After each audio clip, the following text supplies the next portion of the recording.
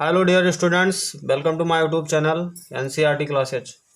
दोस्तों, जैसा कि आप जानते हैं कक्षा 10 के लिए यह सीरीज आपकी प्रारंभ है और आज हम लोग पढ़ने वाले हैं भौतिक विज्ञान। और इसमें हम पढ़ रहे थे प्रकाश का परावर्तन। यह प्रकाश के परावर्तन का भाग 3 है।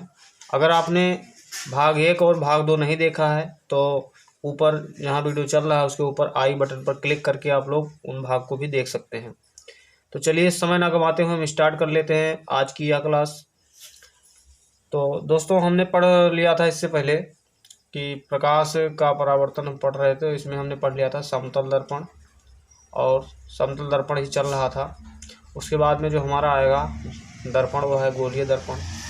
तो समतल दर्पण की बात करें, समतल दर्पण में कुछ पॉइंट रह गया था, उसको देख लेते हैं। तो हमने बताया था आपको कि समतल दर्पण में कोई व्यक्ति है, तो कोई व्यक्ति अगर अपना पूरा इमेज, कोई व्यक्ति है मान लिया यहाँ पर इस प्रकार से कोई व्यक्ति है, यह व्यक्ति अगर अपना पूरा इमेज देखना चाहता है दर्पण में, इस प्रकार से कोई दर्पण आपके समक्ष अगर रखा हुआ है, तो इसमें अगर पूरा इमेज अपना देखना चाहता है यह व्यक्ति, तो अगर मान लिया इस व्यक्ति की जो लंबाई है 150 सेंटीमीटर है, तो दर्पण कितनी लंबाई का होना चाहिए, ये प्रश्न एग्जाम में पूछा जाता है। तो जो दर्पण की लंबाई होनी चाहिए वह व्यक्ति की लंबाई की आधी होनी चाहिए। यानी अगर ये 150 सेंटीमीटर का व्यक्ति है तो दर्पण की लंबाई 75 सेंटीमीटर होनी चाहिए। अगर व्यक्ति की लंबाई क्या है, मान लिया व्यक्ति की लंबाई आपकी 80 सेंटीमीटर है, तो जो दर्पण की लंबाई होनी चाहिए वह हो 40 होना चाहिए। यदि व्यक्ति की लंबाई मान लिया 168 है, तो ये कितना हो जाएगा, 168/2 हो जाएगा, यानी कितना हो जाएगा, 84 हो जाएगा। इस प्रकार से मैंने एक कॉन्सेप्ट आपको समझा दिया था। अब हम चलेंगे इसके अगले कॉन्सेप्ट पर। तो इसको मैं इरेज कर रहा हूँ।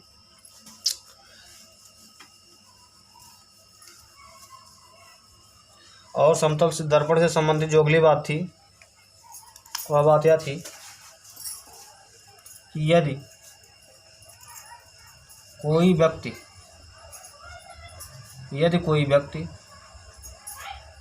समतल दर्पण की ओर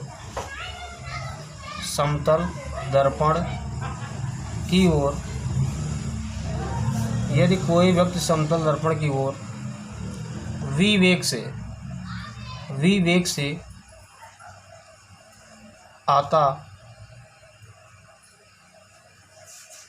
से आ रहा हो, ऐसा लिखिए, आ रहा हो, तो उसका बनने वाला जो प्रतिबिंब है, जो दिखाई देगा उसको, तो उसका प्रतिबिंब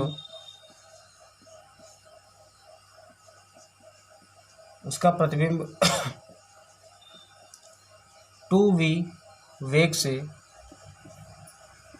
आता हुआ दिखाई देता है।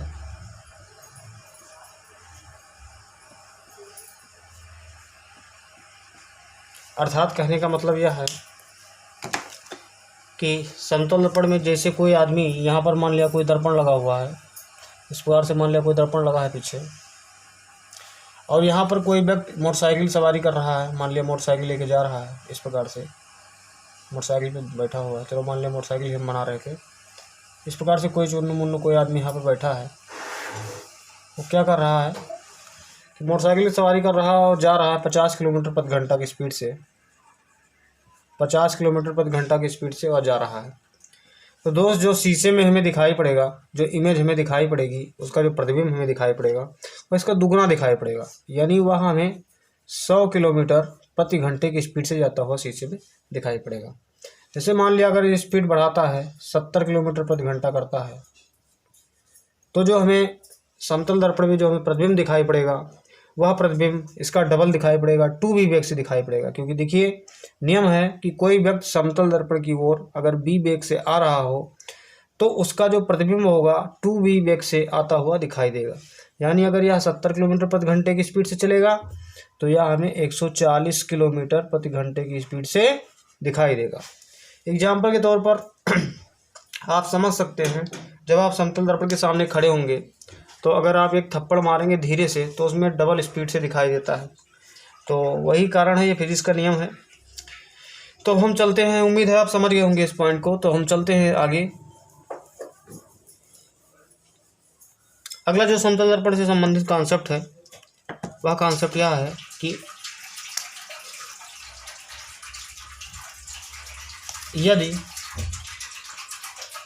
यदि आपतित किरण को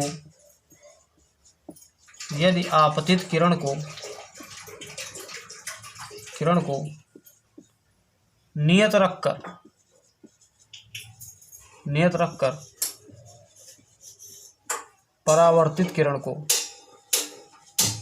परावर्तित किरण को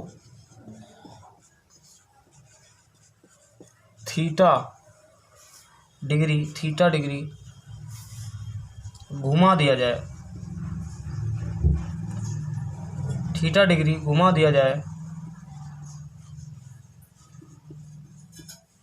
तो उसका प्रतिबिंब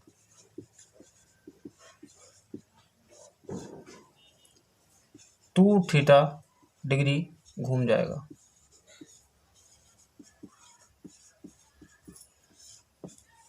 अगला नियम यह कहता है, यदि आपतित किरण को नियत रखा जाए और परावर्तित किरण को थीटा डिग्री घुमा दिया जाए तो उसका जो प्रतिबिंब होगा वो 2 थीटा डिग्री घूम जाएगा।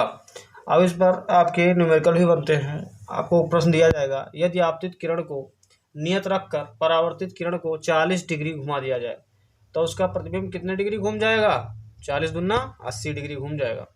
इस प्रकार से यदि आपतित किरण को नियत रखकर परावर्तित किरण को 45 डिग्री घुमा दिया जाए तो उसका प्रतिबिंब कितने डिग्री घूम जाएगा? तो 45 दूना 90 डिग्री घूम जाएगा। अगली बात इससे संबंधित जो है,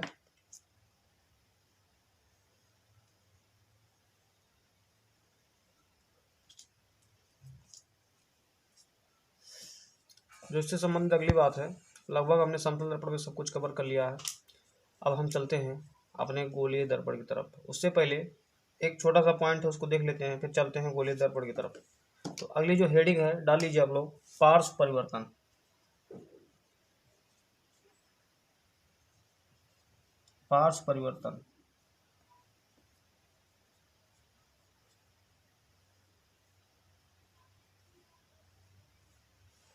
पार्श्व परिवर्तन यह क्या होता है? तो इसमें लिखिएगा आप लोग, जब हम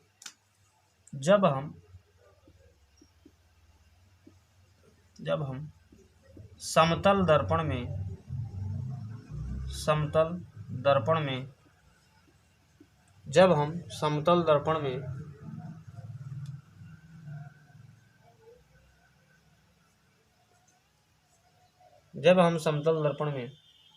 अपना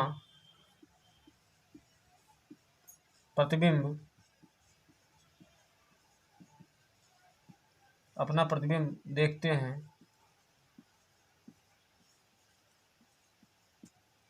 तो हमारा बायां हाथ दायां तथा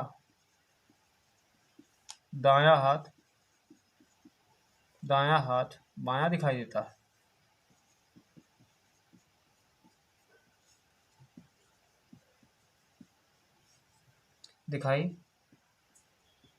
है। इस घटना को पार्श्व परिवर्तन कहते हैं।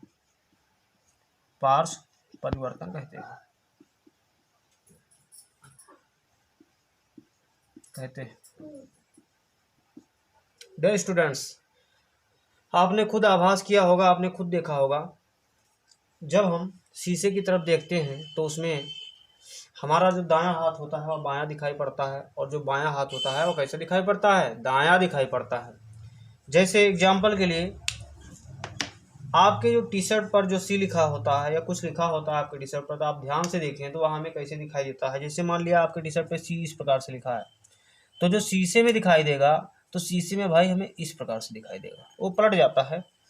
अगर आपने देखा होगा, अगर आपका डी लिखा हुआ है, आपके टी शर्ट पर आप डी लिखा हुआ है, तो आप अगर इमेज उसका शीशे में देखेंगे तो डी किस प्रकार से होगा भैया, कुछ इस प्रकार से डी हमको नजर आएगा। ठीक है, पलट जाती है चीज़ें। और अगर मान लिया यहाँ पर हमारा यन अगर लिखा है, इस प्रकार से यन लिखा है, तो यन भी हमारा पलट जाता है और हमें कैसे दिखाई पड़ता है, कुछ अजीब तरह का दिखाई पड़ता है। तो यहाँ इस प्रकार से दिखाई पड़ता है। और अगर बात करें किसी और लेटर की बात करते हैं, जैसे मान लिया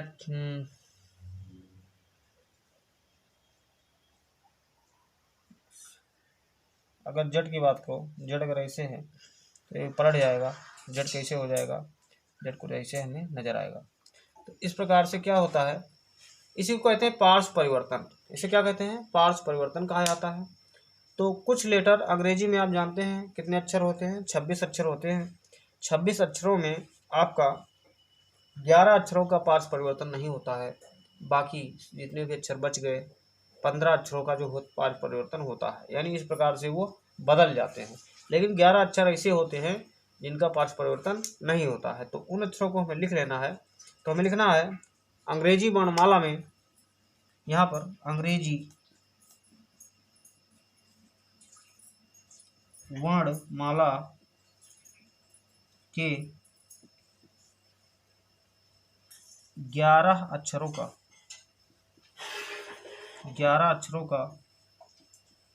पार्श्व परिवर्तन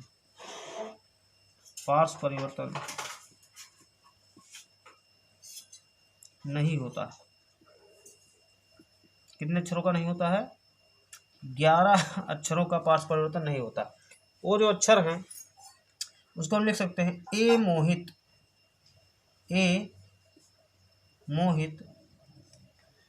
you V W X Y, A Mohit U V W X Y.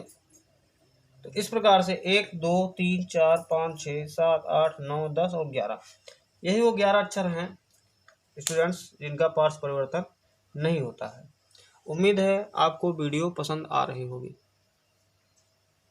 चलिए, तो इस चीज़ को हमने क्लियर कर लिया है। और अगर आप हमारे चैनल पे नए आए हैं तो चैनल को सब्सक्राइब करके जुड़ जाएं, बेल आइकन भी दबा लें, जिससे कि नई वीडियो अगर डाली जाती है तो उसकी नोटिफिकेशन सबसे पहले आपको मिल जाया करे। और अगर आपने दोस्तों को शेयर नहीं किया तो शेयर कर दीजिए, बताइए उनको हमारे चैनल के बारे में कि यहाँ पर रामबाण सीरीज चल रही है फिजिक्स की। तो चलिए हम जल्दी से स्क्रीनशॉट ले लीजिए आप लोग, फिर हम चलते हैं इसके आगे। अब हम पढ़ेंगे इसके बाद गोलीय दर्पण। उम्मीद है आपने नोट कर लिया होगा या स्क्रीनशॉट ले लिया होगा। जितने भी लोग चैनल पर हैं वीडियो को लाइक कर दें प्लीज, सभी लोग वीडियो को लाइक कर देंगे।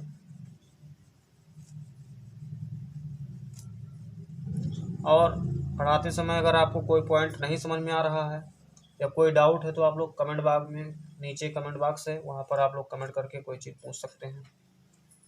तो मैं कमेंट बॉक्स में जैसे ही फ्री होता हूँ, जैसे मैं मैसेज को देखूंगा तो आपको रिप्लाई कर दूंगा, उसका आंसर दे दूंगा।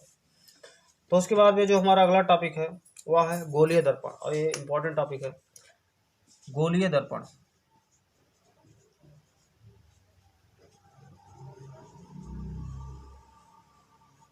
गोलीय दर्पण, तो दोस्त गोलीय दर्पण होता क्या है उसके बारे में पहले जान लेते हैं।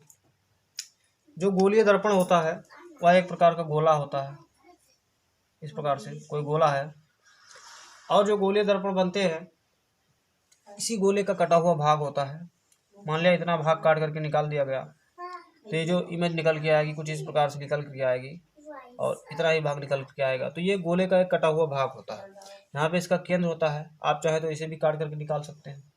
तो इधर काट के निकाल देंगे तो कुछ इस प्रकार से संरचना बन जाएगी, इस प्रकार से बन जाएगी। तो ये भी एक क्या है, ये भी एक दर्पण है। तो ये अगर इधर से अगर पॉलिश कर दिया जाए, पीछे से पॉलिश कर दिया जाए, उभरे हुए भाग पर पॉलिश कर दिया जाए कुछ इस प्रकार से, तो ये एक गोलीय दर्पण का रूप ही है, तो इसलिए गोलीय दर्पण का नाम दिया जाता है इसको। और अगर अंदर वाले भाग पर पॉलिश कर दिया जाएगा कुछ इस प्रकार से, दबे हुए भाग पर इसके पॉलिश कर दिया जाएगा, तो ये भी एक प्रकार का गोलीय दर्पण का ही रूप है। तो हम कह सकते हैं कि जो गोलीय दर्पण होते हैं किसका रूप होते हैं, एक गोले का ही प्रतिरूप होते हैं, उसी में से बनाया जाता है। तो यहाँ पर हम लिखेंगे गोलीय दर्पण एक खोखले गोले का भाग है जो गोलीय दर्पण है। गोलीय दर्पण, गोलीय दर्पण खोखले गोले का, खोखले गोले के भाग होते हैं, के भाग होते हैं, खोखले गोले के भाग होते हैं तथा गोलीय दर्पण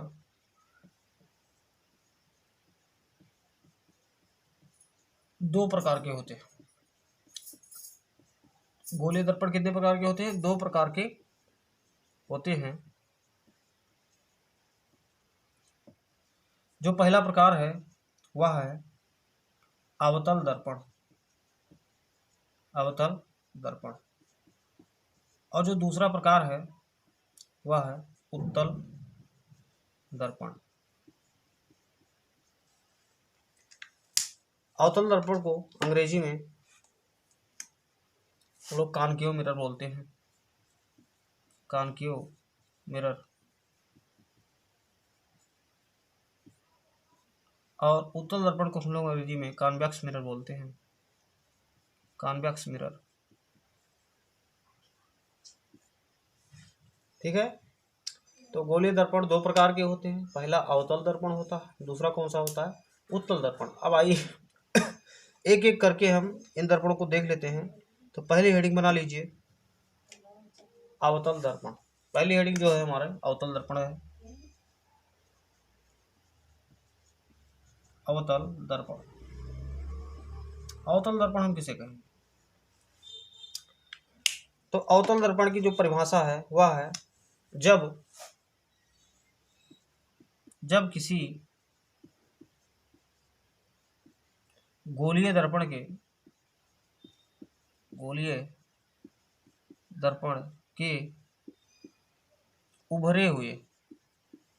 उभरे हुए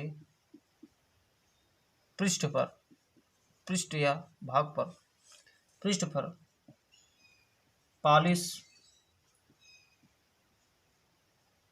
जब किसी गोलीय दर्पण के उभरे हुए पृष्ठ पर पॉलिश होता है तथा दबे हुए भाग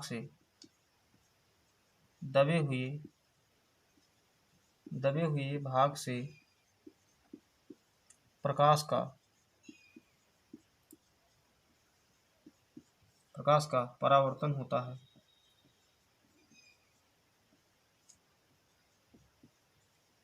प्रकाश का परावर्तन होता है तो उसे अवतल दर्पण कहते हैं,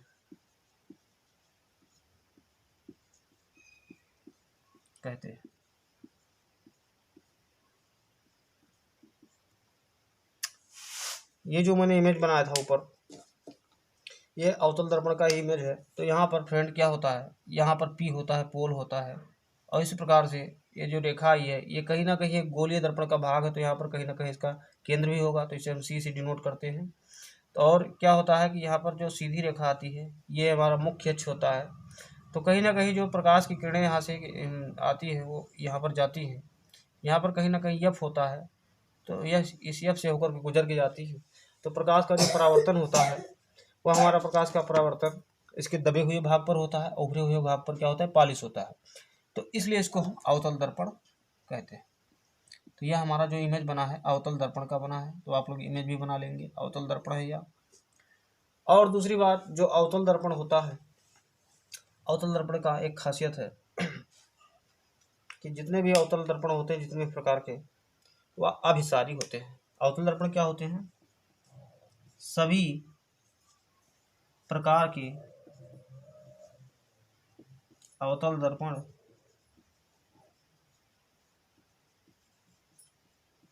अभिसारी प्रकृति के होते हैं, अभिसारी प्रकृति के होते हैं। अभिसारी प्रकृति के होने का क्या मतलब है? जैसे प्रकाश की किरणें आ रही हैं, इस प्रकार से बहुत सारी प्रकाश की किरणें आकर के एक पॉइंट पर मिलती हैं, तो उसे हम कह देते हैं अभिसारी प्रकृति।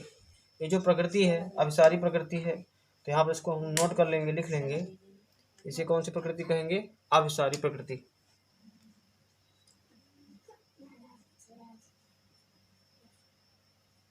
अभिसारी प्रकृति। तो आपने देखा अवतल दर्पण, जब किसी गोलीय दर्पण के उभरे हुए पृष्ठ पर पालिश होता है तथा दबे हुए भाग से प्रकाश का परावर्तन होता है तो उसे अवतल दर्पण कहते हैं। उसके बाद में हम पढ़ने वाले हैं यहाँ पर उत्तल दर्पण के बारे में पढ़ने वाले हैं। किसके बारे में पढ़ेंगे? उत्तल दर्पण के बारे में हम लोग पढ़ने वाले हैं यहाँ पर। तो हमने अभी तक देख लिया अवतल दर्पण के बाद, तो इसको इरेज कर रहा हूँ, आप लोग स्क्रीनशॉट लेना चाहें तो ले लें जल्दी से। अब हम पढ़ेंगे उत्तल दर्पण के बारे में। उत्तल दर्पण के बारे में पढ़ने वाले हैं इस बार।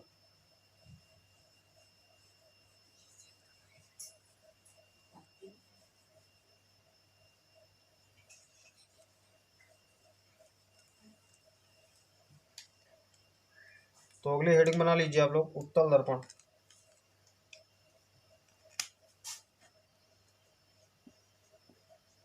उत्तल दर्पण, इसको अंग्रेजी में कहते हैं कॉन्वेक्स मिरर। तो यहाँ पर इसकी परिभाषा हम लिखेंगे, जब किसी गोलीय दर्पण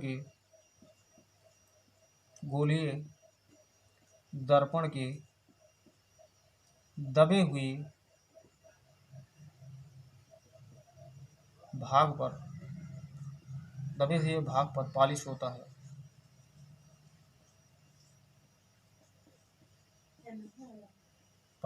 है तथा दबे हुए भाग पर पालिश होता है तथा उभरे हुए भाग से प्रकाश की किरणों का परावर्तन होता है।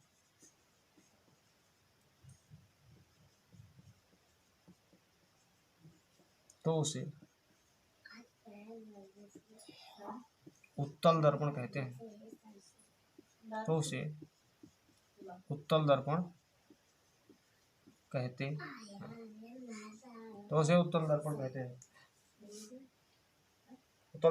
हैं। यहाँ पर उत्तल दर्पण जो होते हैं, पहले उसकी इमेज बना लीजिए, आप लोग समझ लीजिए उत्तल दर्पण के बारे में। तो उत्तल दर्पण कुछ इस प्रकार का होता है, और मैंने बताया कि दबे हुए भाग पर पालिश होता है। दबा हुआ भाग ये है तो इस पर पालिश रहेगा, और दबे हुए भाग पर जब पालिश होता है इसकी, तो इसका जो रिफ्लेक्शन होता है, प्रकाश का परावर्तन होता है, वह रिफ्लेक्शन आपका इस प्रकार से होता है। यहाँ पर प्रकाश की किरणें आती हैं, टकराती हैं, टकरा कर कुछ इस प्रकार से निकलती हैं। तो ये आपका जो होता है, ये आपका एक प्रकार का उत्तल दर्पण होता है। उत्तल दर्पण। और जो उत्तल दर्पण होते हैं उनकी प्रकृति अपसारी प्रकृति की होती है। तो यहाँ पर हम लिखेंगे उत्तल दर्पण अपसारी होते हैं। कैसे होते हैं? अपसारी होते हैं। अपसारी होने का मतलब है कि एक बिंदु से अनेक बिंदुओं पर फैला देना, यानी एक बिंदु से जो इमेज होता है अनेक बिंदु की ओर फैल जाता है। तो ये हमने पढ़ लिया।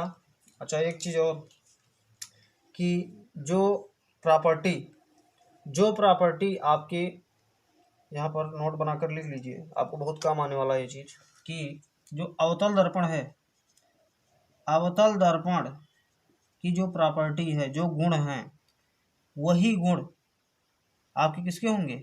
सेम किसके होंगे? उत्तल लेंस के वही गुण होंगे। उत्तल लेंस, इनके दोनों के गुण समान होंगे। और अगर हम उत्तल दर्पण की बात करें, उत्तल दर्पण, तो इसका जो लक्षण होगा वह सेम अवतल लेंस के समान होगा। अवतल लेंस के समान होगा। दोनों का लक्षण सेम होता है, लोग इसको आप नोट कर लें। तो वीडियो थोड़ी लंबी जा रही है, इसलिए अगला जो वीडियो आएगा उसमें हम इसके आगे की बातें देखेंगे। और इसके बाद जो हमारा स्टार्ट होगा वह चिन्ह परिपाटी होगा, जहाँ पर हम गोलीय दर्पण से संबंधित बहुत सारे यहाँ पर वो देखेंगे, आगे उसकी परिभाषाएं देखेंगे, और फिर उसके बाद चिन्ह परिपाटी देखेंगे। चिन्ह परिपाटी में बहुत सारी चीज़ें हमें समझनी है, उसके बाद में हमारा न्यूमेरिकल स्टार्ट हो जाएगा। तो अगर आपने वीडियो को दोस्तों तक शेयर नहीं किया तो शेयर कर दीजिए, और भी मित्रों को जोड़ लीजिए हमारे इस चैनल से। तो चलिए आज की वीडियो में इतना ही, मिलते हैं अगले वीडियो में। जल्द ही हमारा अगला वीडियो भी आ जाएगा। धन्यवाद।